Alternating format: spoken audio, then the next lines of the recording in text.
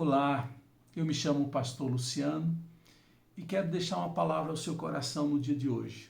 Eu quero falar no Salmo 107, verdades profundas que vão revolucionar a sua vida, situações nas quais nos encontramos muitas vezes por escolha ou por situações adversas que independem da nossa participação, mas como Deus age para nos libertar, para tirar da tribulação, da amargura e nos fazer vivenciar, experimentar um tempo novo. O Salmo 107 é um salmo que nós podemos chamar o salmo que exalta a Deus, a sua benignidade, sobretudo a sua misericórdia. Eu chamo sua atenção para o versículo 1. O versículo 1 diz: "Dêem graças ao Senhor, porque Ele é bom", e acrescenta: "e o seu amor dura para sempre". Eu estava fazendo algumas avaliações, pensando nesse primeiro versículo e quero compartilhar com vocês. O salmista, ele nos convida à gratidão, a dar graças a Deus. E depois que ele nos convida a agradecer, ele dá o motivo principal. Porque Deus é bom. Ele aponta para um traço do caráter de Deus, da essência de Deus. Deus fundamentalmente é bom. Maligno é outro ser. E a gente sabe quem é o maligno, quem faz o mal, Satanás. Ele é apresentado como maligno. Os seus agentes são espíritos malignos. Deus é bom. Toda ação, toda intenção de Deus é embasada, é sustentada pela bondade dele. Alguns cantam, né? Deus é bom o tempo todo, e nós cremos nisso, que Deus é bom. Por isso que eu dou graças a ele. Depois de fazer esse conceito de Deus, o salmista ele faz um outro adendo, apontando para uma outra qualidade, característica do ser de Deus. E ali ele vai fazer essa segunda colocação e, ao mesmo tempo, ele vai falar de duração. E ele diz, então, que a sua misericórdia dura para sempre. Ou seja, Deus não é só bom, ele é misericordioso. A bondade é o ato, é o que fundamenta a ação, o ato de Deus. A misericórdia é o que Deus faz com a nossa falta de ação, ou com a nossa inação ou ação errada. Deus entra então com a sua misericórdia, não nos tratar como iguais a Ele. Se Deus nos tratasse como iguais a Ele, Ele poderia nos punir por não agir de acordo. Mas como nós não somos iguais, Deus olha para a nossa incapacidade, tem misericórdia de nós. E essa misericórdia dura para sempre, porque nós nunca vamos chegar lá, a não ser quando estivermos no céu. Mas até então, cabe a Deus ser bom, e Ele sempre o será. Cabe a Deus ser misericordioso, e essa misericórdia dura para sempre. O salmista então se ocupa a dar 4 exemplos, 4 situações vivenciais que as pessoas passam e que Deus usa de misericórdia. Deus nunca vai usar de performance. Você agiu bem, portanto eu vou te abençoar. Pelo contrário, na maioria das vezes, a gente não alcança e Deus usa da misericórdia e nos abençoa, dando oportunidade, oportunizando o melhoramento em nossas vidas. Mas quais são essas situações ou vivências que passamos e que Deus usa de misericórdia quando precisamos? O salmista então nos chama a olhar alguém perdido no deserto. É o que está no versículo 4 ao versículo 9, eu vou ler para você. Perambulavam pelo deserto e por terras áridas, sem encontrar cidades habitadas. Estavam famintos e sedentos. A sua vida ia se esvaindo. Essa é o retrato, essa é a situação apresentada pelo salmista. Uma vida, alguém que está em um deserto. Ele não está só perdido. Aqui nós vemos alguém perdido, mas ele não está perdido numa cidade, ele não está perdido em uma fazenda, ele está perdido no deserto. O deserto não tem ponto de referenciamento. O deserto é o lugar do sol causticante, é o lugar da escassez, é o lugar da luta a favor da vida. E é neste lugar que esse perdido se encontra. E quando ele está perdido nesse lugar, ele se encontra sem direção, perambulando, é a palavra que o salmista usa. Perambular é típico de alguém que está sem direção. Ele anda para um lado, não acha nada, ele anda por outro lado, não acha nada, e o resultado é esse, é não encontrar nada. O sonho de alguém perdido no deserto é encontrar um oásis ou uma cidade, porque na cidade tem gente, tem água e tem alimento. E ele perambula e não encontra absolutamente nada. A realidade é de fome e sede, é de exposição solar, a fome aumenta, a ausência de água faz com que a nossa sede seja uma sede dilacerante. E é assim que muitas vezes as pessoas que estão no deserto se encontram. E o pior, vendo sua vida se esvaindo, porque inevitavelmente, em pouco tempo, essas pessoas vão se encontrar em estado de desidratação e podem morrer a qualquer momento. A Bíblia usa para a nossa situação espiritual o termo perdido. Tanto é que a Bíblia diz que Jesus veio buscar e salvar o perdido. E é nessa linha que Jesus quer salvar a sua vida, quer dar direção, quer fazer com que você tenha uma nova experiência, uma experiência de achado, como o pastor encontra a ovelha perdida. Aquela ovelha não poderia mais ser chamada de ovelha perdida. Ela, quando encontrou, foi encontrada pelo pastor amado, ela é agora ovelha achada. Saia da condição de ovelha perdida ou do perdido para ser o achado por Deus. E uma coisa que vai se destacar nos 4 exemplos que eu vou citar hoje é que nos 4 exemplos, as pessoas que estavam em situações tão horripilantes tomam uma decisão, tomam uma ação. É por isso que muitas vezes a gente passa pelo que passa, para tomar uma ação. E qual é a ação que a gente tem que tomar? Eu sei que você está pensando em algumas alternativas, mas eu vou dizer a alternativa que a Bíblia dá. A Bíblia vai dizer que quando a gente está perdido, perambulando de um lado para o outro, sem saber o que fazer, sem nada achar, com fome e sede, com aflição. Versículo 6, na aflição clamaram ao Senhor, oraram ao Senhor, pediram ajuda do alto, é Ele que pode te socorrer, a salvação vem do Senhor. E quando a gente clama ao Senhor, não tem outro, não tem ninguém como Ele para nos socorrer. Essa é a atitude, essa é a forma certa de se achar, de ser encontrado. É dar o sinal, Deus, eu preciso do Senhor. Diz a Bíblia, no versículo 6, e Ele os enviou, e Ele os livrou da tribulação em que se encontravam. Deus nos livra da tribulação. E mais, versículo 7, e os conduziu por caminho seguro. Quem estava perambulando sem saber o caminho, agora sabe para onde ir, para onde vai.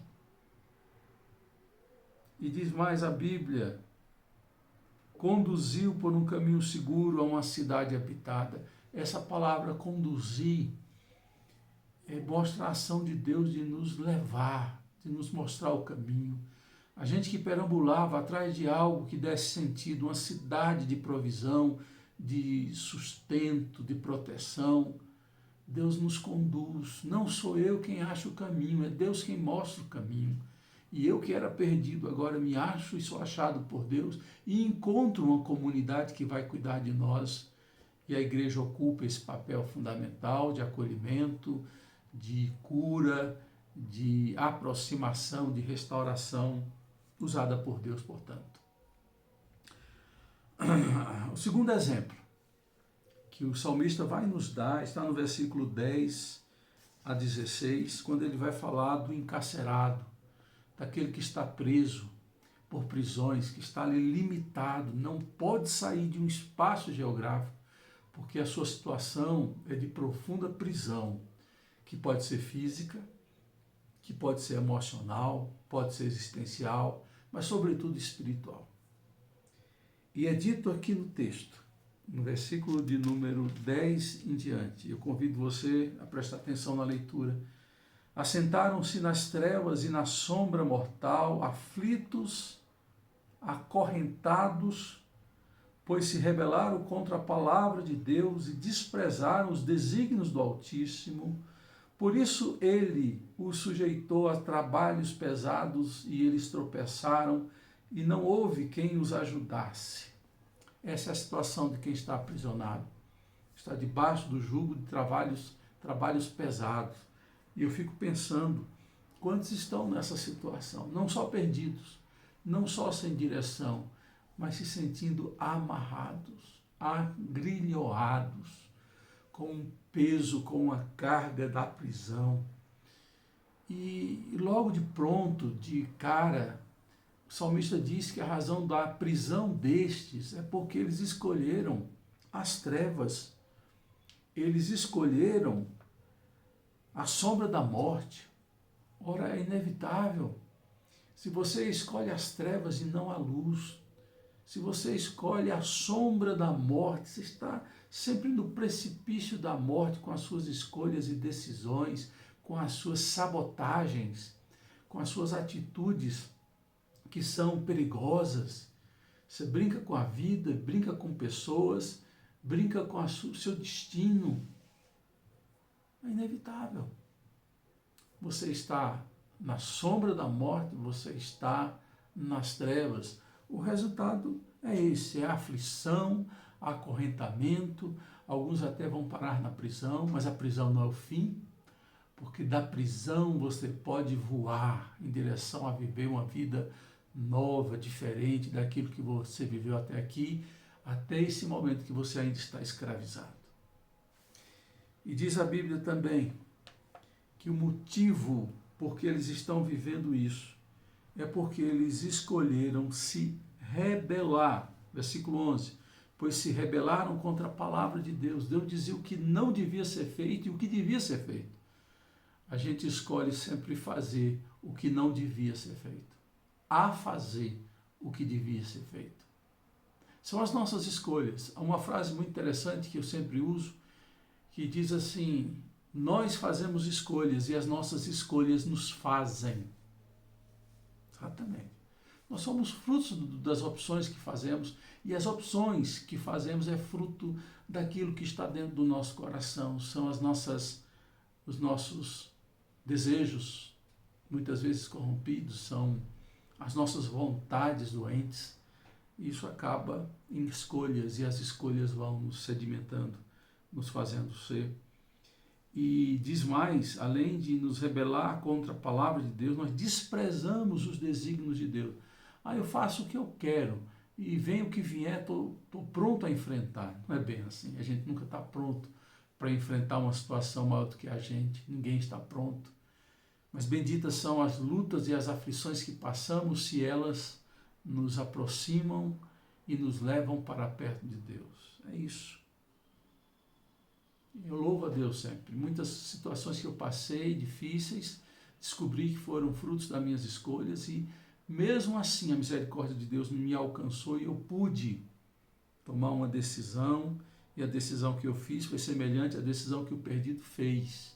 Diz aqui que o encarcerado, na sua aflição, clamou a Deus.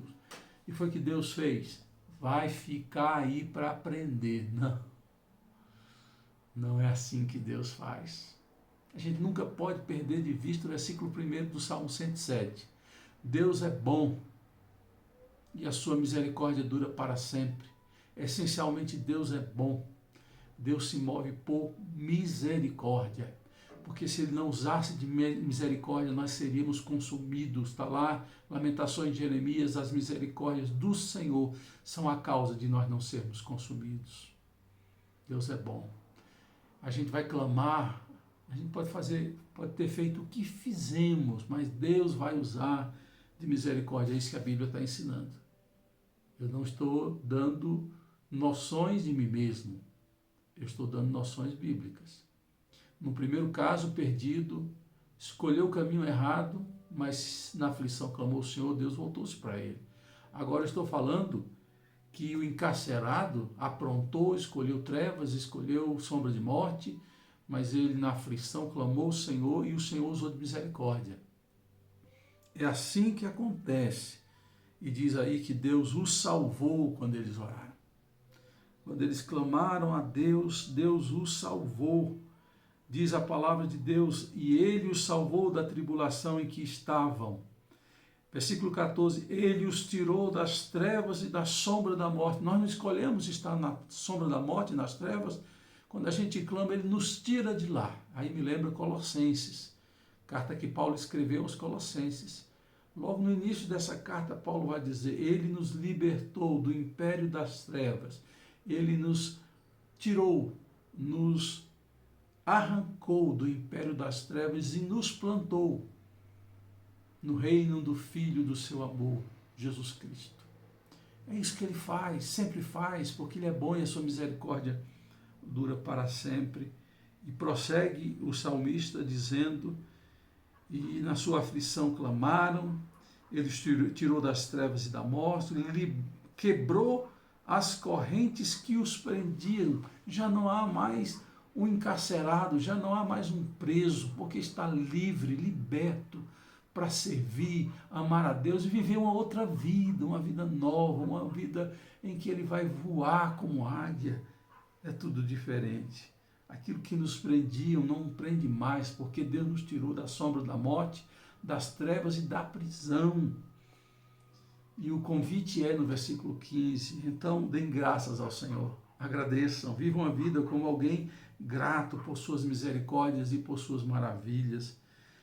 E veja o que ele diz ainda no versículo 16, esse versículo é maravilhoso, porque despedaçou as portas de bronze e rompeu as trancas de ferro. Deus pode despedaçar as trancas de bronze e quebrar os ferros que te prendem espiritualmente, emocionalmente. Deus pode reverter. Você crê nisso? Todo o seu coração você crê nisso? E isso acontece quando a misericórdia de Deus entra em ação.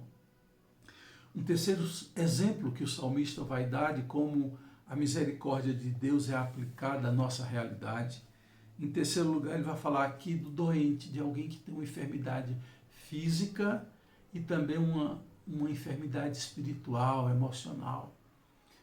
É comum esse corpo mortal adoecer, é comum em momentos da vida passarmos por lutas físicas. E o versículo de número 18 vai dizer, sentiram repugnância por toda a comida e chegaram perto das portas da morte. Ele está falando de um quadro crítico, do fastio, da falta de apetite. Quando estamos doentes, é comum isso acontecer, a gente fica sem fome.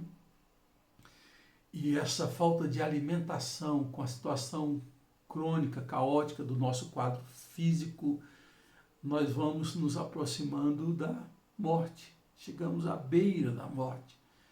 E Deus é um Deus que cura os enfermos. Deus é um Deus que, na sua misericórdia, faz com que a gente possa ter saúde plena no físico, no corpo, na alma, nas emoções. Coloquem sua doença na presença de Deus hoje, agora. E olhe que coisa maravilhosa. Chegaram perto da morte, versículo 19. Na sua aflição clamaram ao Senhor. É uma repetição idêntica. Os casos mudam, as situações são diferentes, as vivências são diferentes. Primeiro é um perdido no deserto. Segundo é alguém aprisionado por cadeias, por prisões de ferro e bronze. A terceira é alguém doente, com doenças físicas, emocionais e espirituais. E eles então, diante da situação, clamam. Na sua aflição, eles clamam. Não muda nada. É o clamor, é cair em si, é reconhecer as suas mazelas e clamar a Deus, é orar a Ele, é se humilhar perante o Senhor. E o resultado é inevitável. O resultado vem e diz assim, de uma forma arrebatadora: na sua aflição clamaram ao Senhor e Ele os salvou da tribulação. Ele salva. Versículo 20, Ele enviou a sua palavra e os curou e os livrou da morte. Eu gosto muito dessa forma que o salmista apresenta. Não é um remédio que vem, não é o médico A, B, não é a fórmula manipulada, é a palavra de Deus, é a ordem de Deus que está curado. É a palavra de Deus que cura as nossas emoções, é a palavra de Deus que cura o nosso interior. A palavra de Deus é remédio para a gente. Estava doente, mas a palavra de Deus veio, a fé movimenta o nosso organismo e a cura vem. Não quero dizer, nem afirmar, que nós não precisamos de um amparo médico, mas o amparo médico, a medicação, é suporte. Jesus é o médico dos médicos. A palavra dele é remédio. E a gente pode fazer isso unindo o aspecto da medicina e o aspecto da fé. Muitas vezes você não é curado porque você não coloca a sua vida na presença de Deus para que a sua palavra, a palavra de Deus, seja remédio para as nossas vidas. E quando esse aqui é curado, diz a Bíblia que ele faz ações de graças. Olha que coisa maravilhosa, versículo 21. Que eles deem graças ao Senhor, esse que foi doente agora é curado, por suas misericórdias e maravilhas, que eles ofereçam sacrifícios de ações de graças. No Velho Testamento se oferecia sacrifício de animais, e Deus aqui está desde o Velho Testamento mostrando a importância de adorar, verbalizar a Deus, a pessoas, aquilo que Deus fez, e isso é um tipo de sacrifício. A Bíblia chama sacrifícios de ações de graças, mas não só falar do que Deus é, mas contar. Olha o versículo 22. Anunciem as suas obras com cânticos de alegria. Fale para os outros do que Deus fez na sua vida. Testemunhe, não fique só para si. Outras pessoas podem estar na mesma situação que você e podem ser movidas, potencializadas a também ter fé, a ouvir a palavra que cura e vivenciar aquilo que você vivenciou. Por último, o salmista vai usar o quadro, a situação de um náufrago, de alguém que estava numa embarcação aparentemente protetora, como o Titanic parecia ser protetor, e o navio e o barco não resistem às forças das águas e do vento, das ondas, e ele naufraga, e tudo que está nesse barco afunda, bens materiais, vidas humanas, e o quadro é dramático. Olha o que está aqui no versículo 23, como o salmista descreve a situação. Fizeram-se ao mar em navios para negócios na imensidão das águas e viram as obras do Senhor, suas maravilhas nas profundezas. Deus falou e provocou um vendaval que levantava as ondas, subiram aos céus e desciam aos abismos. Diante de tal perigo, perderam a coragem, cambaleavam tontos como bêbados, e toda a sua habilidade foi inútil. Na sua aflição clamaram ao Senhor. Mas antes de falar da oração, do clamor, veja como a gente confia demais naquilo que a gente tem, naquilo que a gente é. A gente tem barcos poderosos, resistentes e fortes. A gente confia demais na nossa habilidade, nos nossos cursos, na nossa experiência, como o salmista apresenta aqui. E eles cambaleavam tontos como bêbado. O barco subia ao céu e descia ao abismo. É assim que o salmista tenta descrever a situação, e toda a habilidade foi inútil. Faltou coragem. Quando falta coragem, faltou fé. Mas não faltou oração. Diz a Bíblia que eles clamaram ao Senhor. Mais uma vez, a oração fazendo parte da dinâmica da mudança de jogo. Deixa eu falar aqui algo importante. As pessoas são iguais, o que muda são as circunstâncias. E quando o quadro muda, a gente se vê tão vulnerável, tão entregue ao nada, porque sem Deus nós estamos entregues ao nada. É só Deus quem pode interferir, agir, para que as nossas vidas tenham um escapatório, uma saída. Infelizmente, nós só descobrimos isso quando estamos no fundo do poço, no navio, afundando, no deserto, solitário e sem direção, quando nós estamos doentes, sentindo a morte se aproximar, quando nós estamos encarcerados. É assim, é só nesses momentos que a gente abre o coração. Por que a gente não faz isso antes? Porque a nossa vida não se abre para Deus antes. É hora de você fazer isso, de clamar ao Senhor. Eu fico maravilhado quando a misericórdia de Deus entra em ação, porque esse texto vai dizer, de uma forma maravilhosa, que quando eles clamaram ao Senhor, Ele os tirou da tribulação em que se encontravam, reduziu a tempestade a uma brisa. Só Deus faz isso. Só Deus faz isso. Toda luta de você contra a tempestade é inútil, mas Ele vem e faz da tempestade uma brisa. E diz mais, e serena as ondas, sereno, calma, a onda fica acalmada. E nós também, no nosso coração, somos acalmados. Versículo 30, as ondas sossegam, eles se alegram, e Deus os guiou ao porto almejado. Lembra que quando eu falei do primeiro exemplo, daquele que estava no deserto, e Deus os guiou às cidades habitadas, aqui diz que Deus guiou ao porto almejado. Não é qualquer porto, é o porto que você queria chegar, que você devia chegar.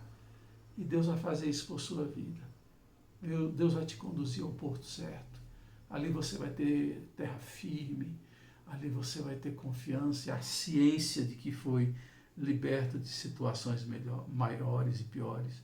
Versículo 31, que eles deem graças ao Senhor. Veja como sempre se espera a gratidão por sua misericórdia. Versículo 32, que o exaltem na Assembleia do Povo, na igreja, onde existem pessoas que precisam ouvir do que Deus fez. E louvem na reunião dos líderes, daqueles que encabeçam o povo de Deus, fale de como Deus é bom. E o versículo 33 é o texto que vou encerrar. Diz assim, queridos, Ele transforma os rios em deserto e as fontes em terra seca. Só Ele pode fazer isso. Que Deus abençoe muito sua vida. Eu não sei se você se vê hoje como um perdido. Eu não sei se você se vê hoje como um encarcerado. Eu não sei se você se vê como alguém doente. Ou mesmo como alguém náufrago. Eu só sei que para qualquer uma dessas situações, Deus é o Deus misericordioso. Basta você clamar e Ele vai agir a seu favor. Que Deus abençoe muito sua vida, hoje e sempre.